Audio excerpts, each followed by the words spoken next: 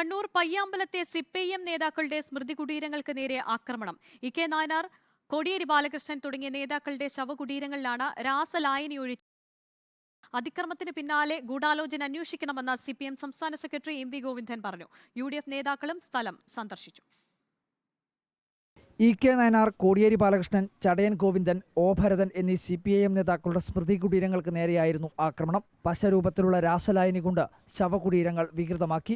രാഷ്ട്രീയത്തിൽ നിന്നും ശ്രദ്ധ തിരിക്കാനുള്ള ശ്രമത്തിന്റെ ഭാഗമെന്നും ഗൗരവത്തിൽ പോലീസ് അന്വേഷിക്കണമെന്നും സിപിഐഎം സംസ്ഥാന സെക്രട്ടറി എം.വി. ഗോവിന്ദൻ പയ്യാമ്പലത്ത് പ്രതികരിച്ചു. രാഷ്ട്രീയമായ കാര്യങ്ങളിൽ നിന്ന് ശ്രദ്ധ മാറ്റി തെറ്റായ ദിശയിലേക്ക് ജനങ്ങളുടെ ശ്രദ്ധ എത്തിക്കുന്നതിന് വേണ്ടിയുള്ള ഗൂഢാലോചന ഉൾപ്പെടെ ഇതിന്റെ പിന്നിലുണ്ടോ എന്ന കാര്യം ഗൗരവപൂർവ്വം അന്വേഷിക്കണം.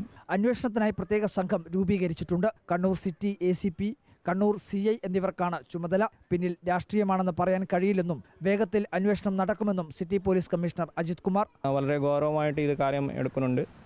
എല്ലാവിധ ഞങ്ങൾ അന്വേഷണം പരമാവധി അന്വേഷണത്തിൻ്റെ എഫേർട്ട് കൊടുത്തിട്ട് 100% ഇതിനെ ഡിറ്റക്ഷൻ ചെയ്യാൻ പോകുന്നുണ്ട്. സംഭവത്തിന് പിന്നിൽ ആരാണെങ്കിലും കൃത്യമായ അന്വേഷണം നടക്കണമെന്നാണ് സ്ഥലം സന്ദർശിച്ച UDF നേതാക്കളുടെ ആവശ്യം. ഇതിന് ഒരു കാരണവശാലും ഒരു കാര്യത്തിൽ അംഗീകരിക്കാൻ പറ്റാത്ത അത്ര മോശമായ നമ്മുടെ പൊതുസമൂഹം ഒരിക്കലും ഉൾക്കൊള്ളാൻ സാധിക്കാത്ത ഒരു സംഭവമാണ് ഇവിടെ നടന്നിരിക്കുന്നത്.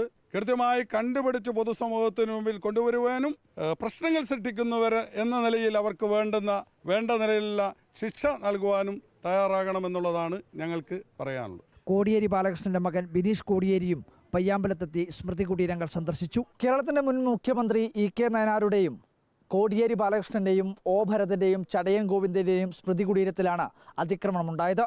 ശക്തമായ രീതിയിലുള്ള അന്വേഷണം നടത്തണമെന്നാണ് ഇടതുപക്ഷ നേതാക്കളുടെ എല്ലാം ആവശ്യം. കൃത്യമായ രീതിയിൽ CCTVകൾ കേന്ദ്രീകരിച്ചുകൊണ്ടാണ് പോലീസ് അന്വേഷണം ശക്തമാക്കുന്നത്. പയ്യാമ്പലത്തു നിന്നും വീഡിയോ ജേർണലിസ്റ്റ് ലിമേഷ് ചെറുപേശിക്കൊപ്പം റിപ്പോർട്ടർ അർജുൻ ഗല്യാട് ഇൻ റിപ്പോർട്ടർ.